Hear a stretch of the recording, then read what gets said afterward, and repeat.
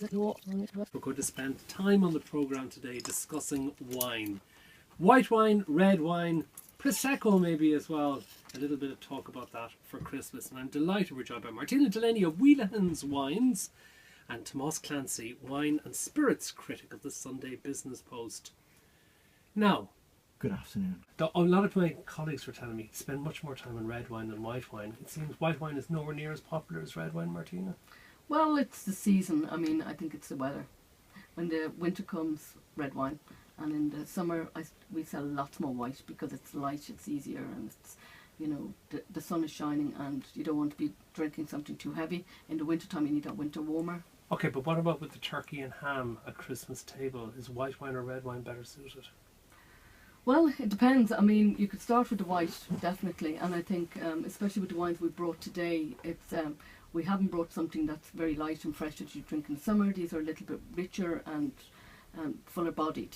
Okay, on the radio. It's very important to do that. That's we drink with our ears as well as with our eyes, and you get that pop, and suddenly the whole of Christmas is coming alive just at that moment. Sorry, Martina, he was a distraction. Oh, there. he's always a distraction to us. The first one we brought along today is from a very good family-run domain in Burgundy, very well-known house, and it is a Macon Village.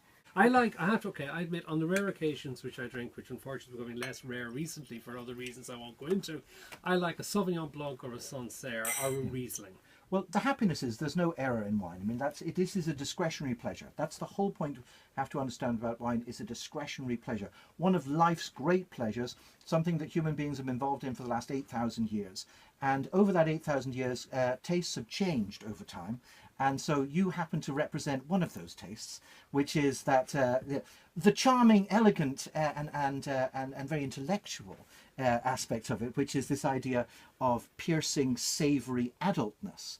You see, so a lot of us try to think about wine in terms of our adult perceptions, and we associate sweetness with childish things, and so we tend to put away the Chardonnay and those childish elements away from it. This is put back in my box.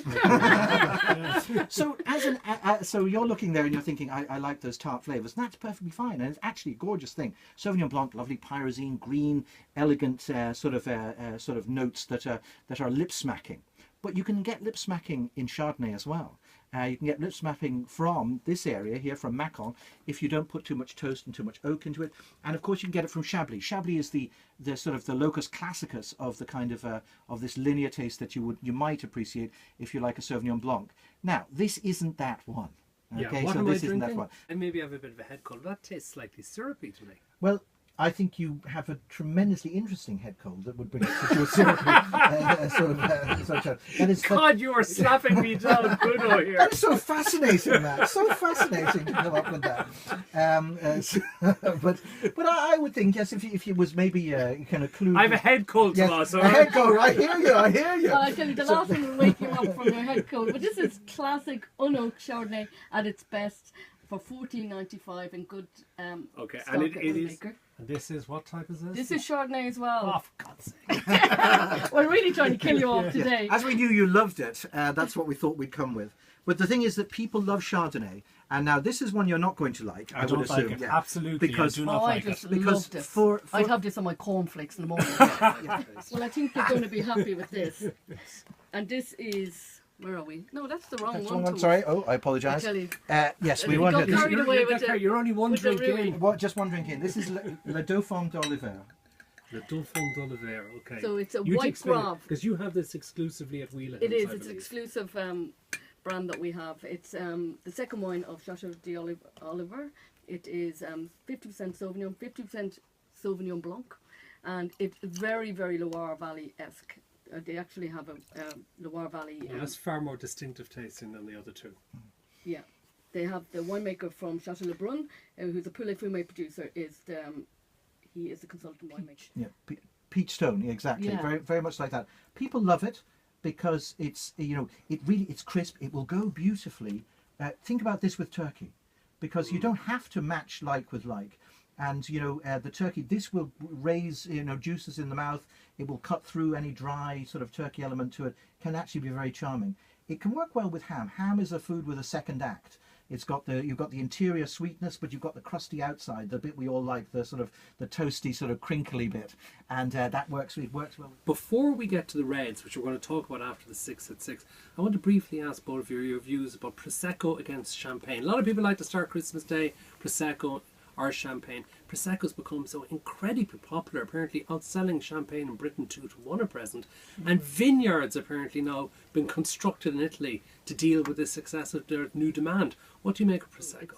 It seems to tick a lot of boxes for people that want a little bit of fizz on Christmas morning. And it's cheaper. It's cheaper, it's lighter, it's sort of like pears and peaches, and it's fine. It's not. You don't sound too enthusiastic. Well, it's not. It's not. It doesn't have the structure, the kudos of Champagne. What do you think? There's a place and a time for it, and maybe Christmas isn't it. But I think that it works very well.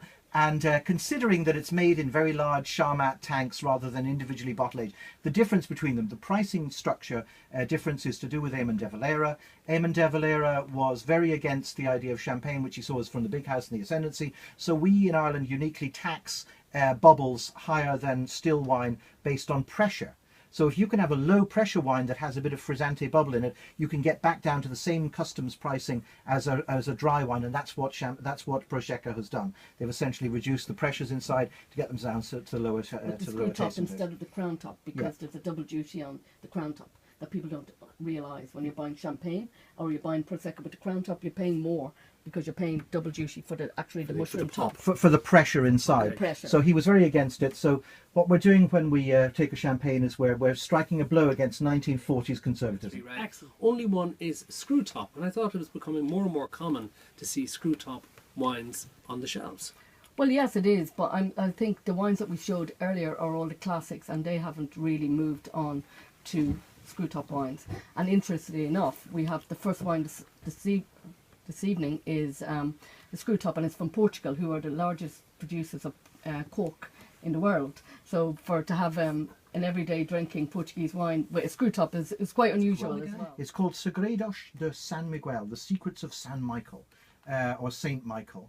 And it really is. It's a nice blend of Touriga Nacional, as well as Trocadero and two others, local grapes. Alicante Boucher, yeah. exactly. You're not giving me a drop. No, I think we've given you a drop already. Well, it's a good winemaker, It makes shows wine you. friends around. It's easy, it's simple. It's one of the biggest selling wines in Ireland at the moment of Portuguese wines. It's soft and it's juicy. What they've done If you're interested in looking at natural indigenous wines, this is a good example of it. Okay, let's move on to our second choice. What is it, please? The second choice here is the Domaine It's d'Yolo. the main duel. This is from Aix-en-Provence. It's a typical blend from the south of France, like your Côte de Rhône blend, your Château de Pape, your Gigondas.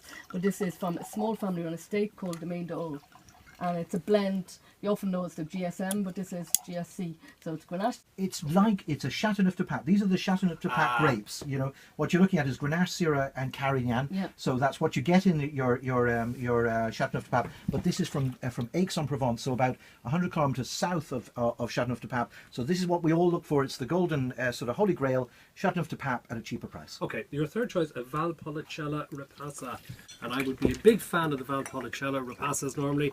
The Zenato, what's the difference here? Well, the Zenato range seems to be a huge crowd pleaser because it's got that sweet, ripe fruit. It's from the House of Zenato, they tend to be a bit bigger, richer, much more accessible. It's a sweet, ripe palate. I mean, people love it. It's not my palate. The last one is one I love, but this one, I literally can't keep this in stock. Well, later, Martina Delaney of Wheelahan's Wines out of the Silver Tassie in Loughlinstown, and Tomás Clancy, wine and spirits critic of the Sunday Business Post. Thank you very much for giving us your time today.